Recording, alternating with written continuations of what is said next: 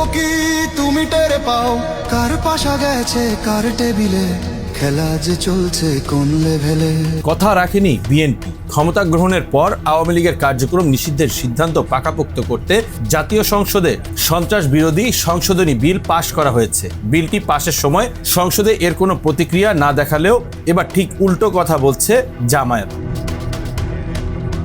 বিল পাশের একদিন পরই 9 এপ্রিল জাতীয় সংসদে দেয়া এক বক্তব্যে জামায়াতে ইসলামীর আমির ডাক্তার শফিকুর রহমান দাবি করেছেন, তার দল চান প্রত্যেকটি রাজনৈতিক দল এদেশে রাজনৈতিক কার্যক্রম পরিচালনা করুক।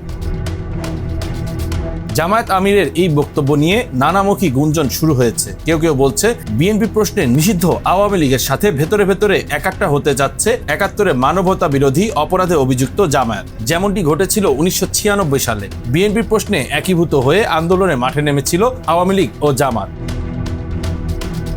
আবার অনেকেই বলছেন এটা জামায়াতের কৌশলগত অবস্থান। ৭১-এ মানবতা বিরোধী অপরাধের অভিযোগ ভবিষ্যতে ফের নিষিদ্ধ হতে পারে এমন চিন্তা থেকেই বিবৃতি দিয়েছেন জামায়াত আমির। এছাড়া সামনেই স্থানীয় সরকার নির্বাচন। সেই নির্বাচন যদি দলীয় প্রতীকে হয় সেক্ষেত্রে আওয়ামী লীগের যোগদানের সুযোগ নেই, কিন্তু তাদের বিশাল সমর্থক গোষ্ঠীর ভোট যাতে দাঁড়িপাল্লায় পড়ে সে কারণে এমন অবস্থান হতে পারে বলেও ধারণা কারো কারো।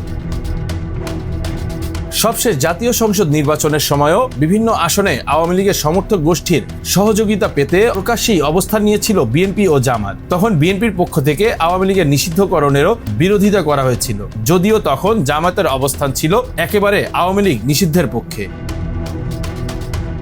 সময় নদীর স্রোতের মতো করে পাল্টেছে। বিএনপি সরকার গঠনের পর গত ৮ এপ্রিল জাতীয় সংসদের মাধ্যমে আওয়ামী লীগ নিষিদ্ধকরণের ব্যবস্থা পাকাপোক্ত করেছে। আর একদিন পরেই এ নিয়ে কৌশলগত অবস্থান জানান দিল Jamaat. Bangla affairs news desk.